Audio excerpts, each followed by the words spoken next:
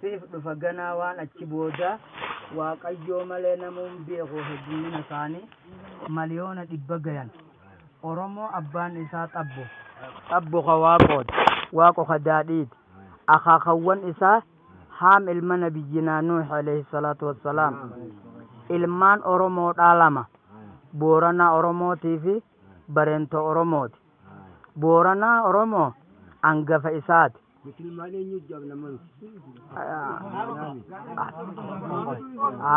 Booranaa Oromoo angafa isaati. Ilmaan isaa 11, Wallaggaa Booranaa, Qillibbaa Booranaa, Goree Booranaa, Goofaa Booranaa, Sidaamoo Booranaa, Naayiroobii Booranaa, Arii Booranaa, Daacee Booranaa, Garrii Booranaa, Gurraa Booranaa, Gariiraa Booranaa, 11 kana dhale Booranaa Oromoo. Hoolii.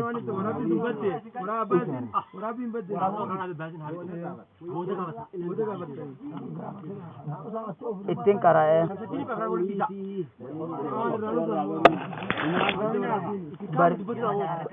Bareentoo Oromoo ilmaan isaa 5. Karrayyuu Bareentoo takka, Xumuggaa Bareentoo 2, Murawwaa Bareentoo 3, Umbannaa Bareentoo 4, Qalloo Bareentoo 5 kana dhale. Walitti 16. Akaakawwan Oromoo waaqo ka daadhii. Amma abaaboota isaa dubbannaa dhagaya. Wallaggaa Booranaa abbaa Sayyooti. Qillibbaa Booranaa Kamiraatii fi Guduruuti. Gurraa Booranaa abbaa Iluutii fi Walaabuu Daarin.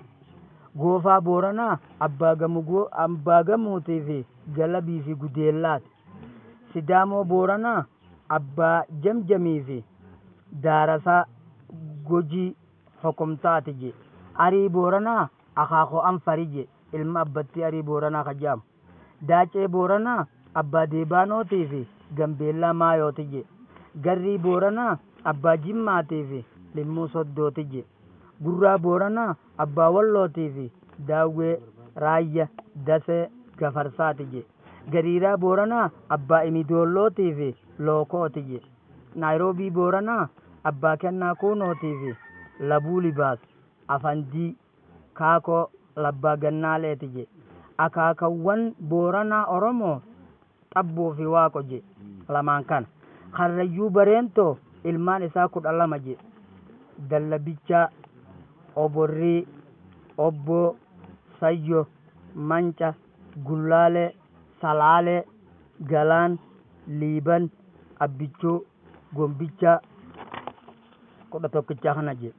Xumuggaa Bareentoo ilmaan isaa 3, Arusii, Asoosaa, Hawaasaa 3 kana dhale je. Murawwaa Bareentoo 1 dhale je, itu dhale. Ilmaan isaa 9 je.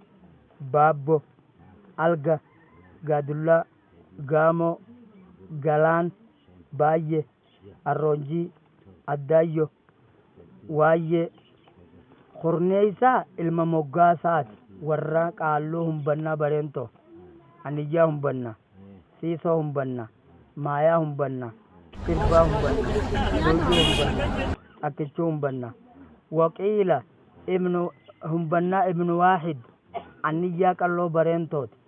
Ilmaan isaa 4 qalloo. Baabbilee, Oborraa, Daga, Ala 4 qalloo. Baabbilee qalloo ilmaan isaa 3, Gundub, Dirree, Erer 3 kana dhale. Baabbilee qalloo. Oborraa qalloo ilmaan isaa 3, Daga, Billi, Akkichuu 3 kana dhale. Dagaa qalloo ilmaan isaa 3, Huume, Noolee, Jaarsoo 3 kana dhale.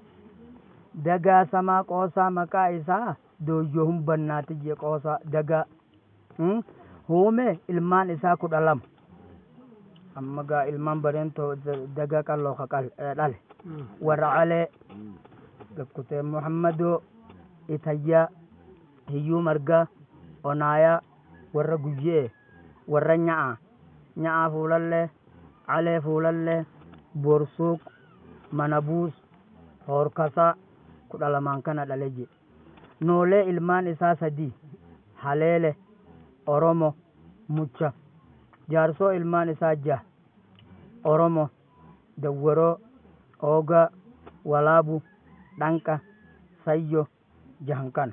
Alaaqalloo ilmaan isaa 12 Abbayyii, Nuunnu, Kaako, Diiramu, Yuubbu, Abbaadho. Jahan kun ilmaan dullachaati. Arroonjii, Taakka, Meettaa, Galaan, Arii, Goolloo, Gutayyaa. Jahan kun ilmaan galaalchaati.